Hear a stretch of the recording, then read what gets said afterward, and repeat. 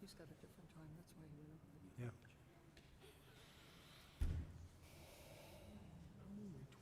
I understand.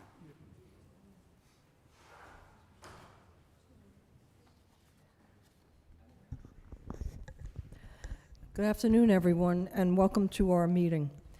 I'd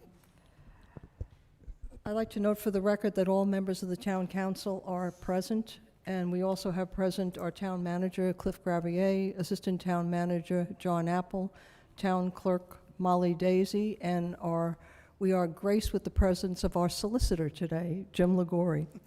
If you all stand for the Pledge of Allegiance, please.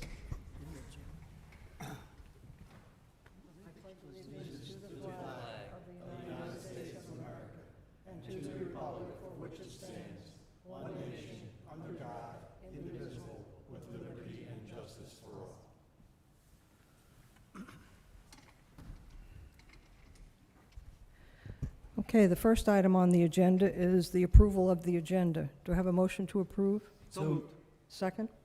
Second. Okay, all those in favor? Aye. No opposed. Approval of the minutes of the public hearing held on July 16th, 2021. Do I have a motion? So moved. Second. Any discussion, any corrections? Okay, all those in favor? Aye. Opposed? The ayes have it. Next item is the approval of the minutes of the special meeting held on July 16th, 2021, and in connection with that, the approval of the minutes of the executive session held on July 16th, 2021. Do I have a motion So to approve both of them? Second? Second. Any discussion? All those in favor? Aye. Opposed? None. Okay, the approval of the minutes of the regular meeting held on July 16th, 2021. Do I have a motion? So moved. Second? Second. Any discussion? Okay, all those in favor? Aye. Yeah. Next item on the agenda is approval of the financial report. Mr. Morris. Thank you, Mayor.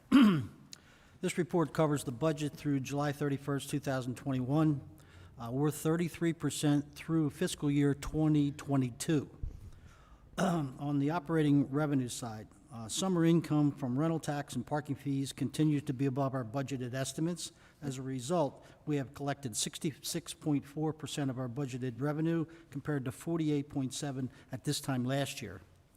On the operating expenses side, except for the parade, all summer activities were resumed. As a result, we expended 32.5% of our budgeted amount compared to 29.2% at this time last year. Recognizing that this report is subject to audit, I respectfully move that the council accept and approve an unaudited report. Second. We have a motion on the floor and a second. All in favor? Aye. All those opposed? Okay. The next item on the agenda is announcements. And I noticed that there is no meeting of the Pedestrian and Bicycle Safety Committee this month, but they have been very busy despite the fact that there has been no meeting. So I asked Mrs. Denault if she would bring us up to date on what they've been doing. Thank you, Mayor. 2 bicycle safety checkpoint events were sponsored by the Bethany Beach Police Department and held on July 20th and August 5th at the grass median of Pennsylvania Avenue and Wellington Parkway. The BBPD was represented by Sergeant Patrick Foley, and the Office of Highway Safety was led by Bicycle Coordinator John Fiore. Several members of the Bethany's Bicycle and Pedestrian Safety Committee also participated. The purpose of these events is to politely flag down cyclists traveling toward the group to ask them if they have bike lights. If not, lights will be installed at their request, and they will be educated on bicycle laws, safety practices, and riding routes and trails in the Bethany area. Reports were that the events were very successful and fun. Chief Redmond reported that over the summer so far, more than 500 bike lights have been installed or handed out to those in need. Thank you, Mayor. Thank you. And I'd like to report that I got one of those bike lights, too. I took advantage of it. And she doesn't even ride a bike.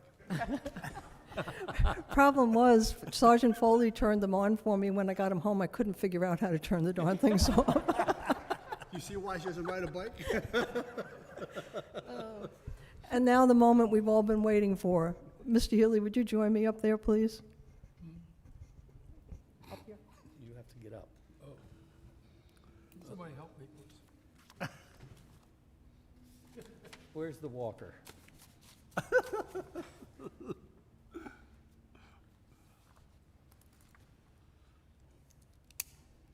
I have a few words to say about our friend and colleague, Joe Healy. Joe has served on the town council since 2007, and he is finally going to retire. But much to...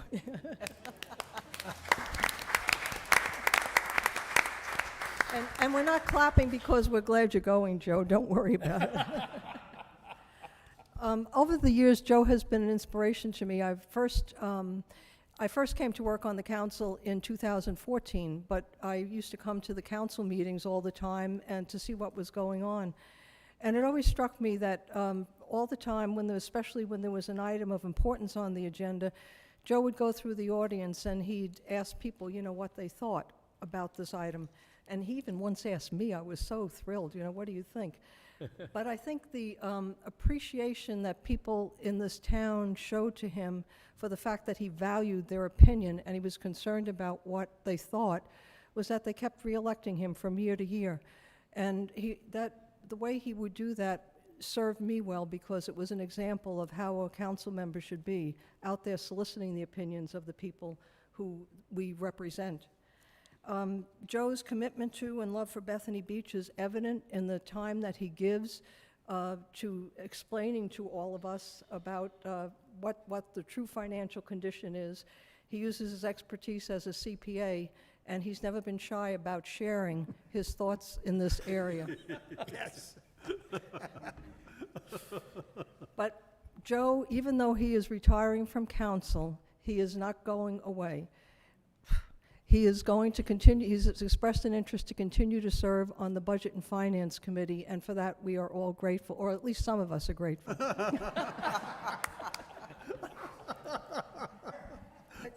Joe, we know that the real reason you're getting off council and staying on the Budget and Finance Committee is this cartoon expresses it well. Your heart won't tolerate any more town hall meetings.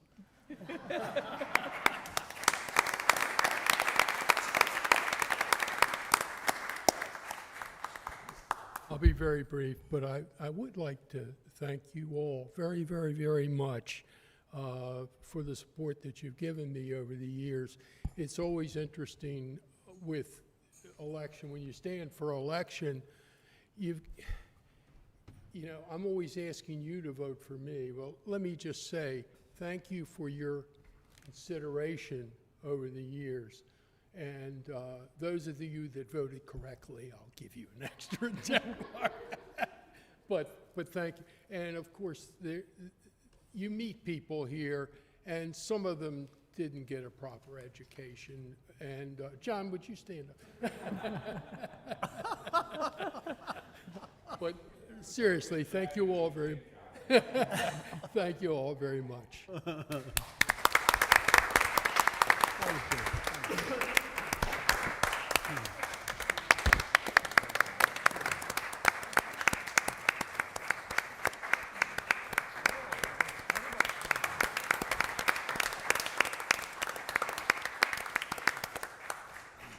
Thank you, Joe. Does anyone have anything they want to, Patrick? I just have one quick comment. I have known Joe longer than any of you, going on 40 years, Joe, probably? Do you know how many times I have heard the Gonzaga and St. John jokes? Lots of times. You think that's a joke? That's a rivalry. Thank you, Mr. Shepley. Anyone else? Okay, thank you. Okay, we'll go on to the meeting. The first item here under reports, no one else has anything to say? Okay. This is the time also that we give the people in the audience an opportunity to say anything they wish to say on an item that's not on the agenda. So if anyone has anything to say, speak now or forever hold your peace. Okay. The next item on the agenda will be reports, and the first is a report from the Planning and Zoning Commission. I guess that's me I again. guess that's you. Unless, John, did you want to give a report? Well, basically, we're still working on On the the- comprehensive okay. plan. It's a big document, a lot of important things about our future, and it's a work in progress, and we'll continue to work on until we complete it, so. Thank you, Mr. Kilmer. Next, we have a report from the Non-Residential Design Review Committee. Mr. Kilmer. Yes, well, we actually had a very busy month. We had 3 applicants. One was the Top Sale Steamer LLC. They want some new hanging signs for their business. That's a 98 Garfield Parkway, Suite 109. This is a very kind of interesting business. They're in multiple cities, and what you do is they actually create a whole meal for you to take home and cook. You know, so it's a steamer. So it's all set up. They give you the bowls, the whole 9 yards. So you decide what you want in there.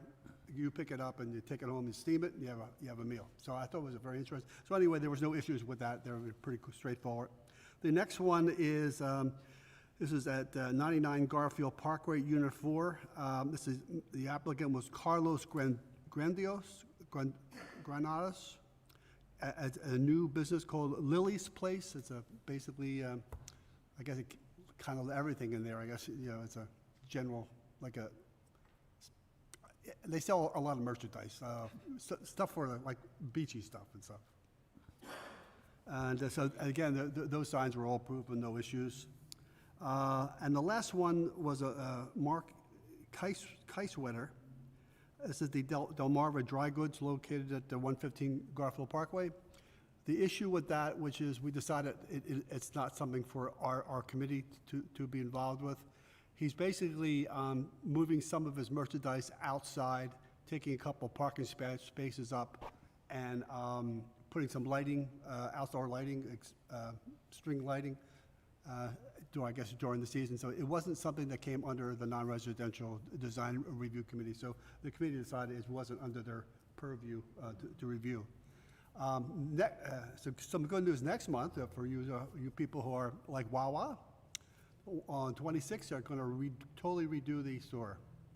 So, and we will be having some new signage requests for next month. But it looks like there's a major renovation that's going to happen at the Wawa in downtown Bethany Beach. So, How long will they be closed? huh? How long will they be closed? I don't know. I really don't know. Is that it? That's it. Well, thank you very much, Mr. Kilmer. The next item on the agenda is a report from the Audit Committee. Mr. Peterson. Thank you, Mayor. The Audit Committee met on Friday, the July 23rd, to do our closeout with TGM Group, who is our external auditor. Herb Geary, one of the partners, presented a report. Everything in it was very positive, no significant findings. The one thing that he did go out of his way to talk to us about and give kudos to the town about was how well they reacted to our COVID summer last year in terms of cutting expenses in light of the reduced income and the fact that with the grants that were received under the 2 federal acts, that the town came out basically even. And he said that's something he hasn't seen in any of his other audits around the area. So that was really nice. He did discuss one issue, which is basically the town policy on handle that, and it's very, very convoluted. I think the notes section in the audit take up almost 6 pages. So if anyone needs further explanation, please just let me know. It's not a big deal, but it's confusing as all get out. And I guess the final, as most of you know, the final report's on the website now, so if anyone wants to see it, it's there. Our new internal, after Herb's report, the committee went on and talked a little bit about what we've been doing with our new internal auditor, John Morton. He's been doing a really nice job. he had done the first 3 months' reports, and we kind of critiqued those a little bit and changed the format some to make it a little bit simpler and cause a little bit less work for him because he was looking at some areas he didn't really need to. But John's off to a good start, and I think that we're working on some ideas for next year's audit plan to have him look into some additional areas because he should have good experience by then. And basically, that's the next time we meet, unless something comes up, is when we establish the audit plan for next year, which we do in January. So that's it. Thank you, Mr. Peterson. Are there any questions for Mr. Peterson? Okay. The next item on the agenda is the approval of the financial report. Mr. Morris? No. Oh, no, I'm sorry. Report from the Budget and Finance Committee, Mr. Morris. You sure about that Yeah. this time? Okay. The Budget and Finance Committee met on July the 29th for the final review of the fiscal year 2021 and discussed the results of the first quarter of this current fiscal year. Fiscal year 2021 ended in March with the town revenues 2% over budget. Transfer taxes were very high, making up for revenue losses, and parking and rental taxes that were actually very low. Townwide operating costs were 12% under budget, as Mr. Peterson said. This was mainly because of the actions taken to control our costs during the pandemic, and also we received money from the CARES Act. The committee then reviewed the results of the first quarter of the current fiscal year. Revenues for the first quarter are 19% higher than 2 years ago, which is pre-pandemic. Transfer taxes started out this year very high because of the sale of the Ocean View Suites Hotel. Parking and rental revenues are also higher than 2 years ago, and our summer population has returned. The committee also discussed the 5-year capital replacement and improvement plan and our plan for the future rate increases. The committee will consider recommending an increase in sanitary fees next year and water fees the following year. This will put them all at their 5-year recycle program. And again, this committee really has a lot to say about Joe. He's always there. He always goes through things in a fine-tooth comb, sometimes to the detail that drives you crazy. But we needed that, and I thank you very much, Joe, for everything you've done and will continue to do. He's going to stay with the committee, and that's my report. And see, that's his commitment too, Joe. You're going to stay on the committee. It's on the record. It's on the record. Does anyone have any questions for Mr. Morris? Okay. The next item on the agenda is the town manager's report. Mr. Gravier.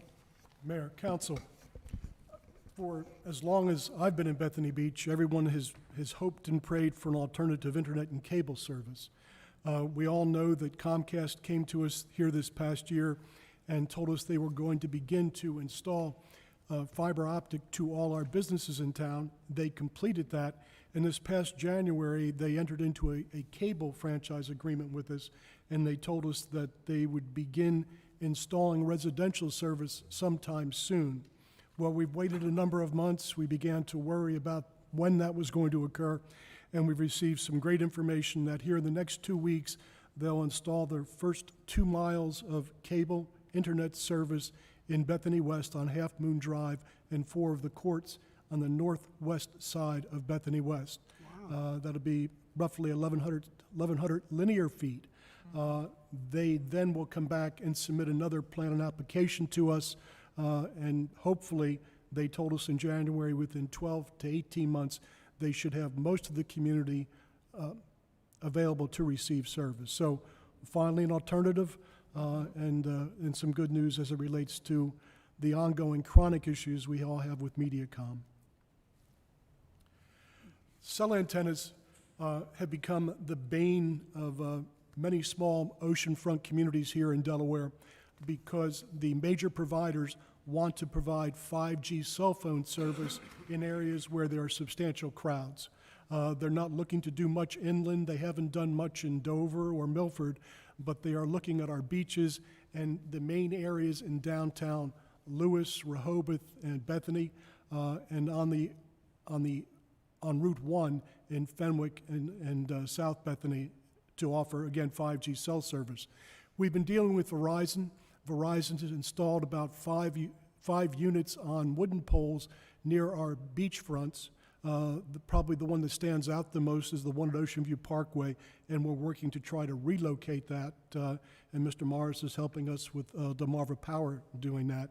But AT&T has now come to us, and they want to install a pole or an antenna near the top of Garfield, near Atlantic. One of the problems we have as municipalities is you cannot regulate much of what is done with these companies. The FCC has given them tremendous latitude and not given local governments much ability to regulate them.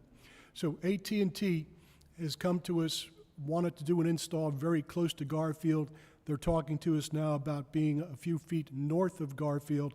And one of the things you can ask for with these companies is you can ask them to do a camouflage installation. Camouflage is a real misnomer. And John, can you? Yes, please.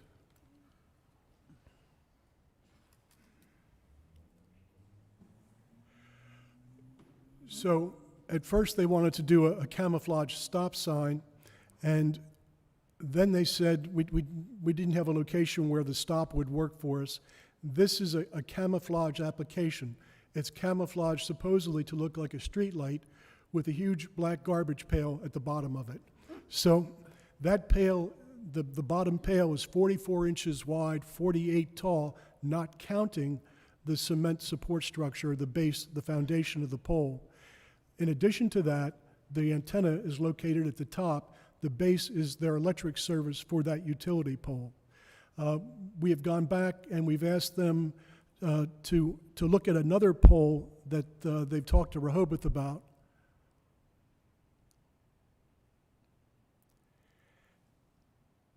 And this is a pole that doesn't have the large base. It's generally much thicker in diameter, so they're able to house some of what they need within the pole itself, and the base is much smaller.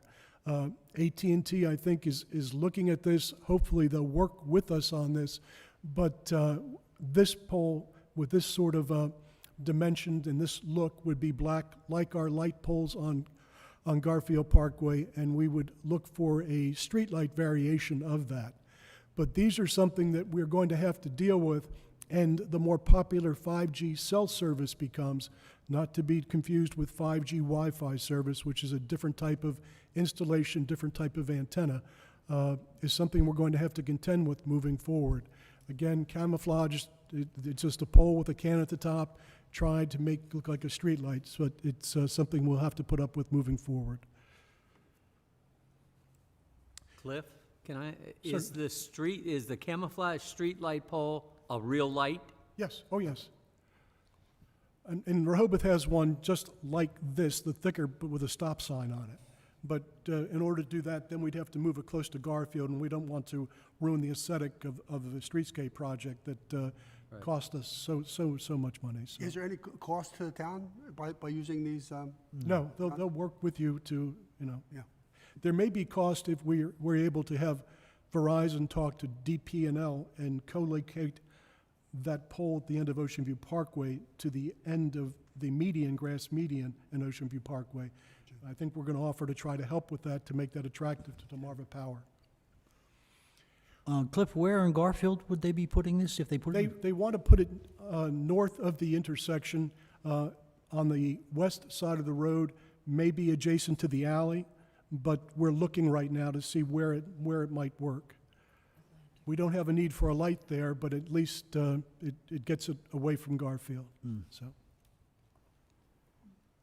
as you know, we're talking about looking at the feasibility of creating a connector path from 2nd Street to Central Boulevard.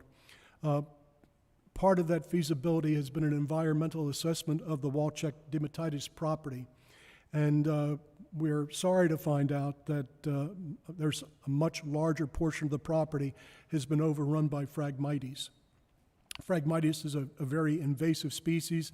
It has real issues with native flora and fauna. And regardless of what happens with the pathway, we'll be coming back to the town council and asking for permission to go ahead, eradicate the Phragmites and reestablish native marsh grass on the property, which will help with flooding and again, help restore native flora and fauna to the property. How do you actually physically get rid of that? They kill it. It's a two-step process. It takes a, two-step. yes, and they, it's. Is it a chemical process? Yes, it's a chemical process, unfortunately. The town has a fledgling YouTube channel, and you can find the link for that, that YouTube channel on the town's website at the very top of the page. You'll see the YouTube icon.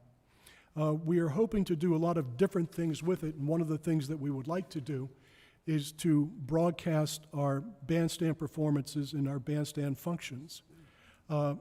We're not able really to do it right now with Facebook. We don't get the quality we like in using Facebook and recording it and sending it. And YouTube has a higher end platform for that type of video. In order to do that, we need 1,000 subscribers to our YouTube channel. Right now, we have 250. So if any of you, when you get home, look for the YouTube icon, and our generation probably doesn't know what the YouTube icon looks like, but it's a little red square with a forward button in the middle of it, and if you click on that and you subscribe to the channel, that will help us, and hopefully the Coastal Point will make a point of reviewing this particular issue for us when they do their report on this meeting. But when we get to 1,000 subscribers, we will be able to again broadcast our shows and do some other things with it that we can't do right now. This year, we implemented a change in parking in our residential oceanfront lots, and we allowed people with residential parking permits to park for free. We promised that we would take a look at that for the entire summer, do assessments on the impact and revenue, because we all know that parking revenue is critical to all the different things we offer and do during the summer. Last month, we looked at an overage of about 5%, and that has dropped right now, and the parking revenue is 0.6% less than the revenue in 2019. And we're using 19 as a comparator because of all the different issues we had with parking because of COVID last year. So again, minimal, and hopefully it stays at that level, and it's something positive that we can possibly make permanent moving forward. Is that all? Okay. This year, after 38 years of working for us, Brett Warner has taken some extended time off and done some traveling. Unforeseen was the calamity we've had this year with a lack of seasonal staff, which has really, really hurt us and put a real weight on the shoulders of the people in Public Works. The Assistant Public Works Director, Sean Eli, has really stepped up to the plate here this year and trying to make things work and trying to bring people on board and really managing the limited resources he has. So hats off, kudos to Sean. He's done a great job in very, very, very hard circumstances. And Mr. Healy, I have enjoyed working with you despite what you think. And I'm glad that we'll still be able to talk at budget meetings, and I've appreciated your advice, though we have not always agreed. But it's been a real pleasure to work with you, and you're a special man, and it's been a pleasure. And let me just thank, no, really, you walk around here in town, and the people that work for the town, what a marvelous, marvelous group of people you have working for you. And it's just, it's terrific. And not that I'm above turning the screw on anybody, but I mean, they laugh, they have fun, they work hard. What a privilege to have worked with you all. Thank you. Thank you.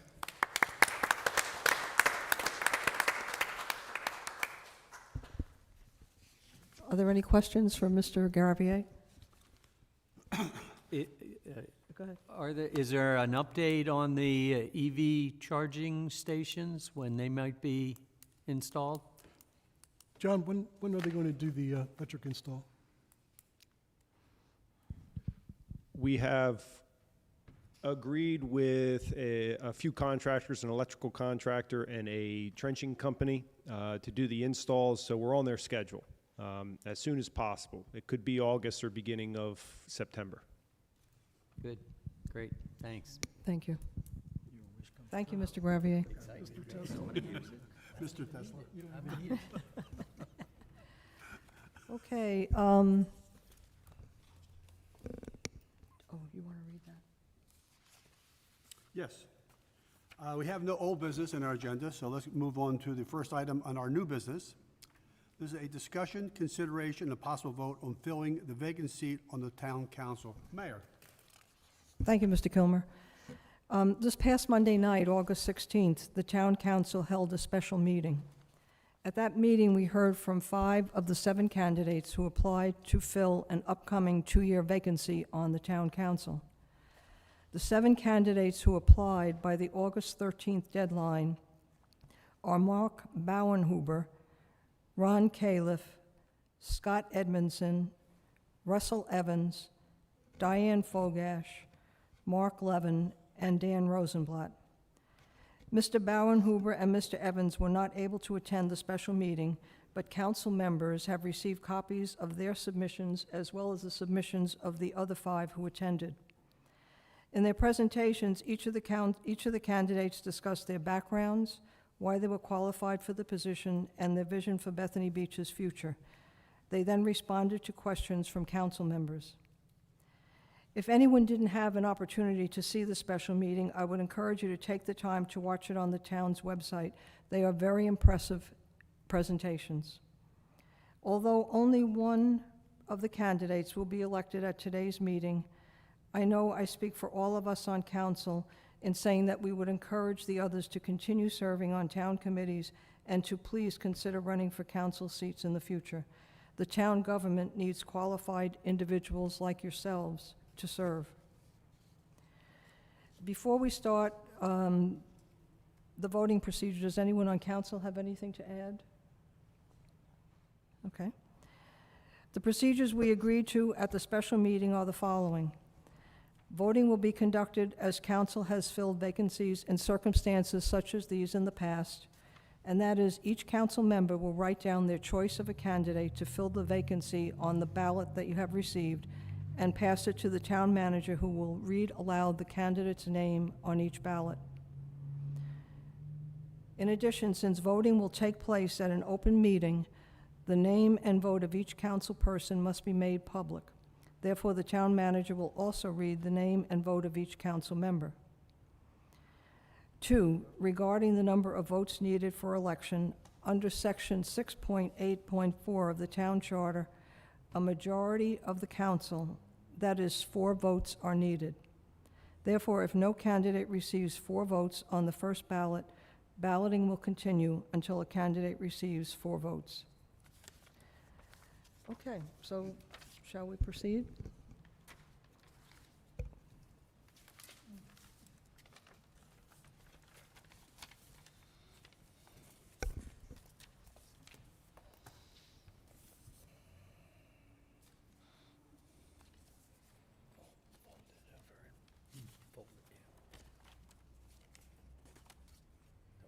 Don't pass it that way. Don't pass it that way. Couldn't trust him. Why we fold him? Yeah. Just a habit, I guess. Mr. Gravier? Scott Edmondson. Scott Edmondson. Scott Edmondson. Diane Fogash. Scott Edmondson. Diane Fogash. Thank you, Mr. Gravier. So, Scott Edmondson, you got 4 votes. Congratulations.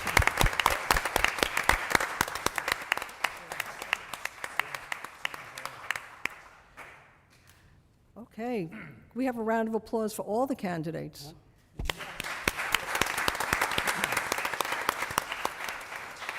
Mayor, if I will, for the record, Sure. I have a question. Oh, wait a minute. You counted 6 names. it's 5. 5 Edmondson, 2 Fogash. Oh, okay. 5 for Edmondson, Yep. okay. Joseph Healy, Scott Edmondson. Patrick Shepley, Scott Edmondson. Jerry Morris, Scott Edmondson. Bruce Fry, Scott Edmondson. Faith Denault, Scott Edmondson, Rosemary Hardiman, Diane Fogash, Lou Kelmer, Diane Fogash. Thank you. Okay, that does it. So you get all the jobs that we want you to have, Scott, for the future.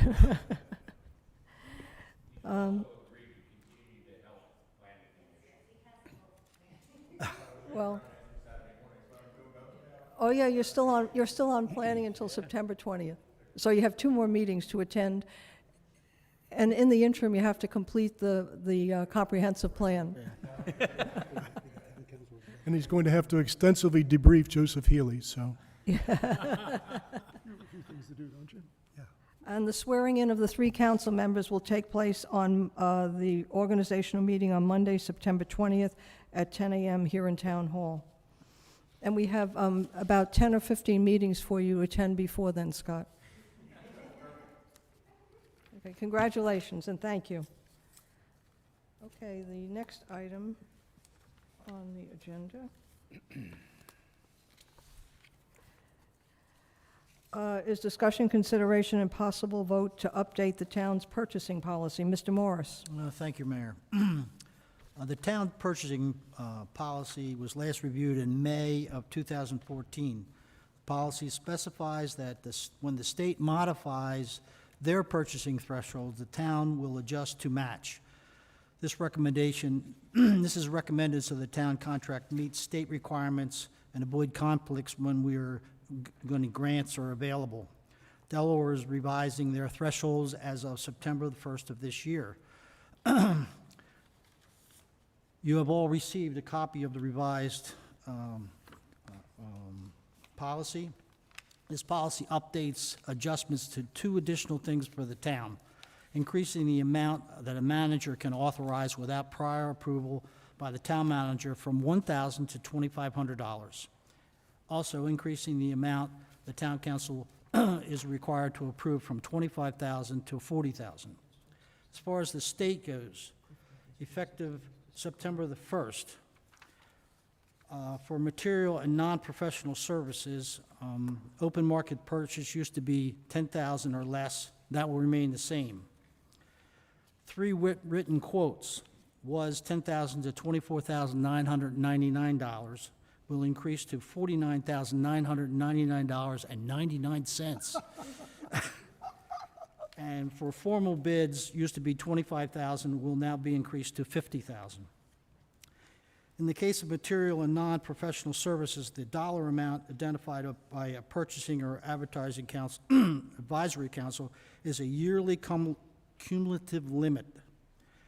The dollar amount identified for public works and professional services on a contract or by contract basis for the contract shall not be fragmented to avoid the purchasing amount to exceed the annual threshold. In other words, if we were buying 2 or 3 something that costs $100,000, we wouldn't divide it up into 2 or 3 so it met the thresholds.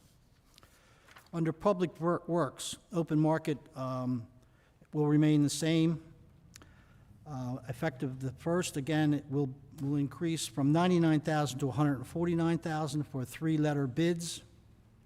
And formal bid was originally $100,000, will be increased to $150,000.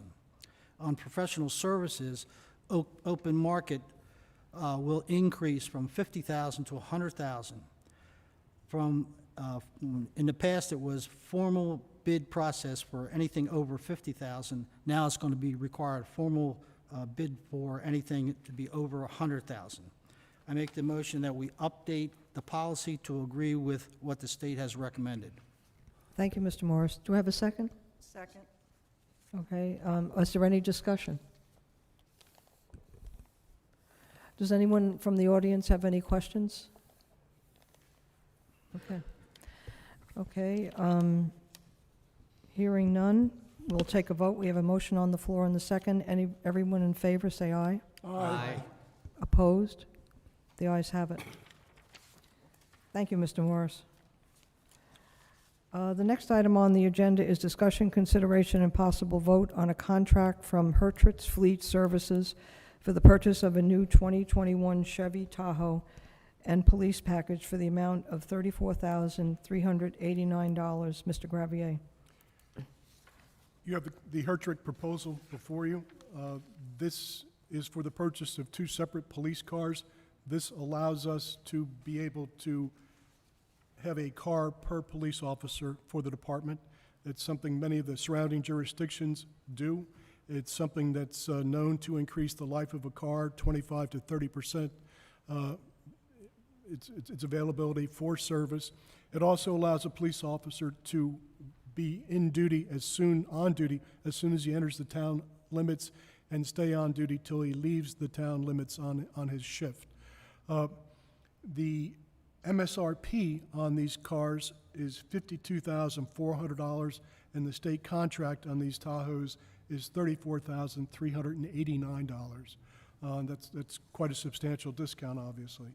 So the contract before you would be a motion, if you all agree, for $68,778 for the purchase of 2 police package 2021 Tahoes, Chevrolet Tahoes. Thank you, Mr. Gravier. Does anyone want to make a motion? I have a question. Yeah. So half this money is coming from the county, correct? Half this money comes from the county, half's budgeted. The money for equipping and marking will come from grants, and Right. Redmond has it, the police chief has it in his budget. Good. Thank you. Did you want to make a motion? Yes, I'd like to make a motion that we approve the purchase of 2 2021 Chevy Tahoe police pursuit vehicles from the Heritage Fleet Services. Second. I have a motion on the floor and a second. Any questions? Anyone from the audience? Okay, we have a motion on the floor and the second. All in favor? Aye. Any opposed? Okay, the ayes have it. The next item, thank you, Mr. Gravier. The next item on the agenda is discussion, consideration, and possible vote on a contract from Adel Construction in the amount of $185,900 for the Central Boulevard Drainage Project. Mr. Gravier. John, do you want to?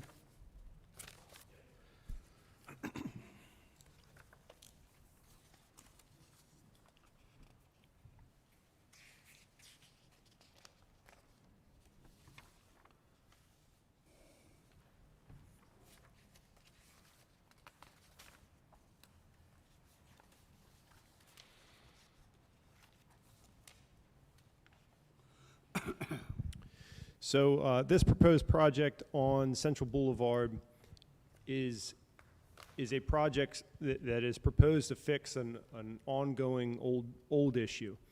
And the ongoing old issue was present prior to the park, and it was a problem of standing water at the intersection of Maryland Avenue and Central Boulevard. Once the park was complete, with the parking places installed, we had some more standing water on the park side of that. This drainage plan was not within the design of the park. It was not proposed at that time. And the town, working with Kircher, we tried to, at a very low cost, create some small retainage areas.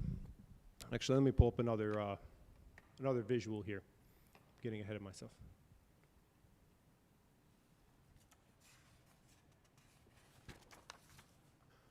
Here's a picture on the park side, in the area of the parking for the park during construction, where we would have large amounts of standing water for long periods of time. Across the street here, you can't really see it, but on the corners at the intersection of Maryland Avenue and Central, we also had very large amounts of standing water there. And this proposed plan helps to mitigate the standing water.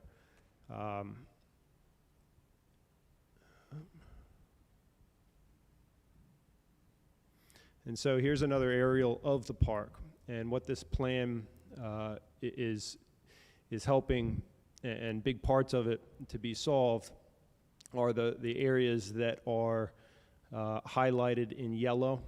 I believe that's yellow. And so you have standing water issues on Central, yes, which is on the left side of that picture, but then at the bottom of the picture there is a swale, an existing swale that's down there that does not flow very well, that a lot of the homes along Gibson actually drain into in the back. And this will help get that water, the standing water that sits inside of those swales out to a drainage basin. So this is kind of an overview of the two main areas to be focused on during this project. And again, going back to the actual plan,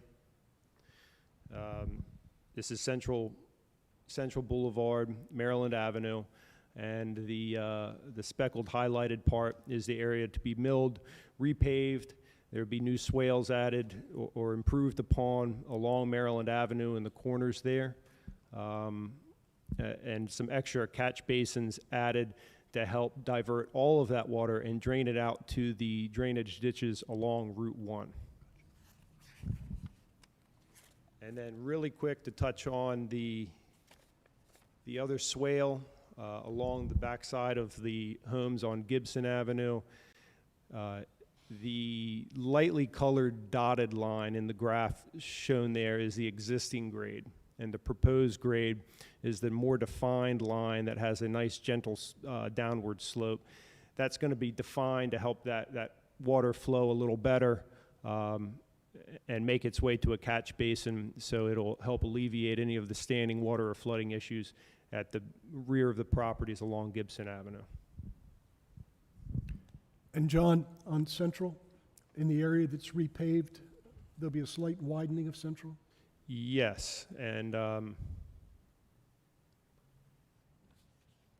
this is mainly on the north side, where you have the narrow slivers of roadway that have diagonal lines through them. They'll be widening that area. It's approximately a foot, 2 feet, and that helps with traffic entering and exiting, but then also gives a little bit more space at the front of the parking spots for better drainage.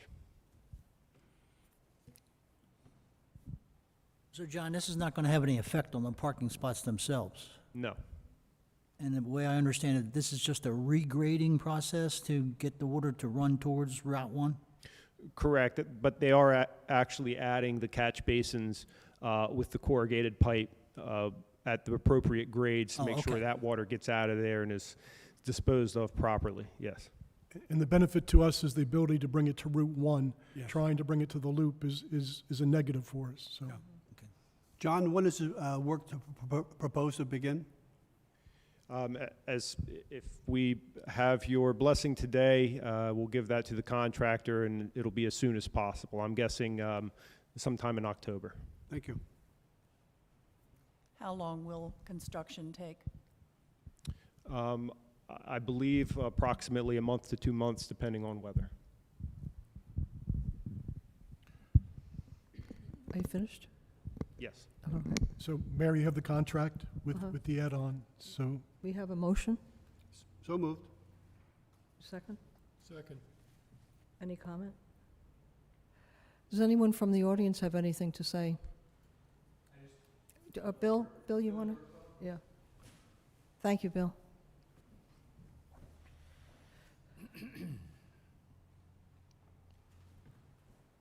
I'm Bill Bergfeld. I live at 414 Gibson, and I just have a question about, I know I'm not real adept at reading plans, but the catch basins are, and the way into the pipe is of what the question I have. The two on the park, they're going to be graded and be set in concrete? And the other two, and I kind of figured that, the other two on the other side, on the north side of Central, are those just kind of graded to an opening? And what is that opening like? Are there two different openings? Two different types of openings? So it's hard to see, Yep. but at the bottom left there, you can see two small arrows from that drainage swale going to it. And it will be into an existing, I believe that it's just sodded right now. It's a grass opening to a drainage swale. That's where that would go. That's fine. That's fine. Thank you, Mr. Bergfeld. Anyone else? Okay, we have a motion on the floor and a second. We'll call for a vote. All those in favor signify by saying aye. Aye. Opposed? The ayes have it. Thank you, Mr. Apple. Thank you, Mr. Gravier.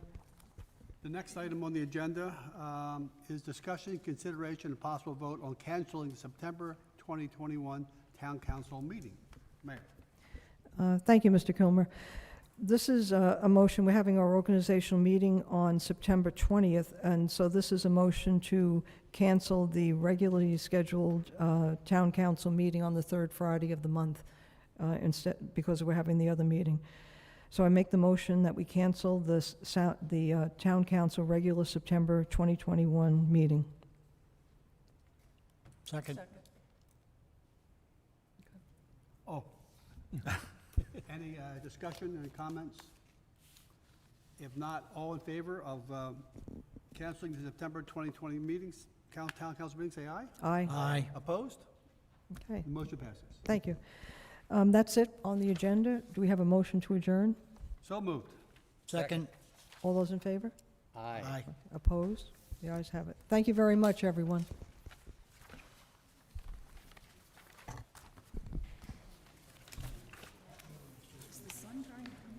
I don't know. You know, Jay's supposed to be kind of like this tomorrow, too, right? Don't see that. I just think it was.